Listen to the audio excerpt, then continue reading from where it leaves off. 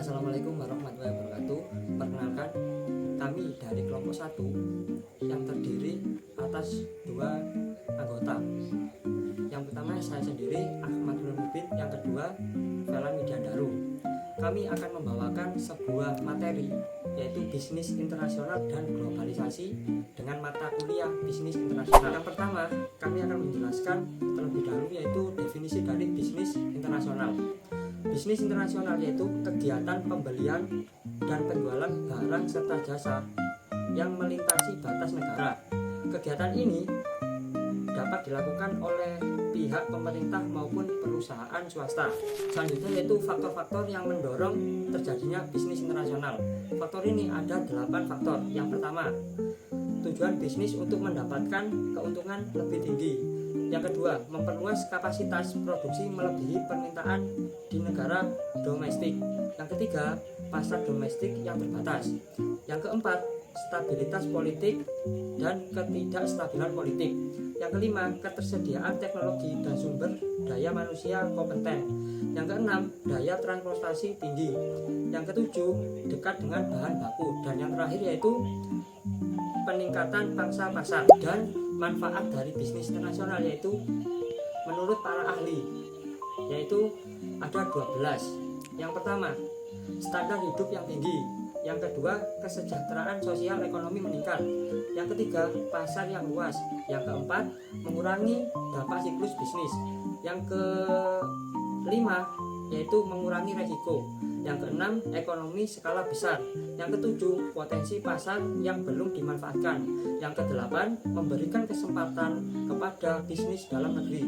Yang kesembilan, pembagian kerja dan spesialisasi. Yang ke-10, pertumbuhan ekonomi dunia secara keseluruhan. Yang ke-11, penggunaan optimal dan tepat sumber daya dunia. Dan yang terakhir yaitu transformasi budaya.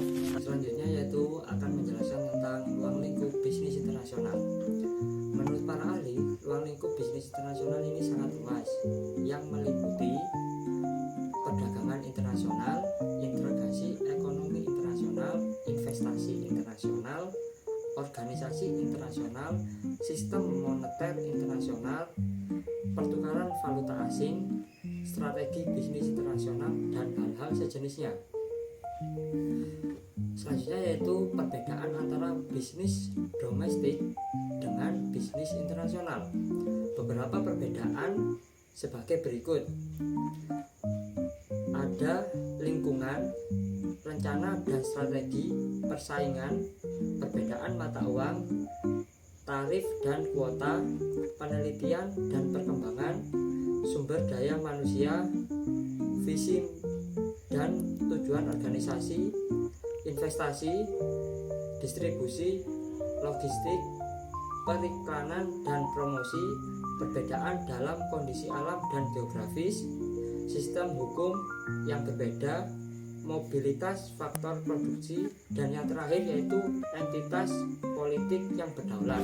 Berikutnya adalah pengertian globalisasi. Globalisasi merupakan bentuk lebih lanjut dari internasional bisnis yang menyiratkan tingkat integritas fungsional antara kegiatan ekonomi yang tersebar secara internasional dan pendekatan bebas atas kapasitas individu serta perusahaan untuk melakukan transaksi ekonomi dengan penduduk negara lain. Manfaat-manfaat globalisasi: peningkatan daya saing industri dalam negeri, akses ke teknologi tinggi, akses ke investasi asing, pengurangan biaya produksi. Kritik terhadap globalisasi: ancaman terhadap industri dalam negeri, pengangguran, ancaman terhadap demokrasi, ketidakstabilan ekonomi.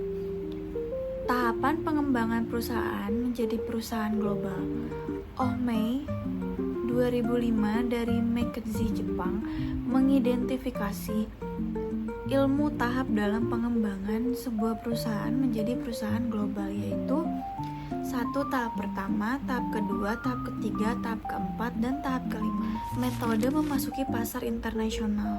Metode yang digunakan untuk memasuki pasar internasional yaitu atau Wardana et al. 2003, Daniels Radebaugh et al. 2017. Eksportir adalah cara masuk ke pasar internasional yang paling mudah dan paling banyak digunakan. Licensing adalah metode operasi asing di mana perusahaan di satu negara setuju untuk memberikan izin kepada perusahaan di negara lain.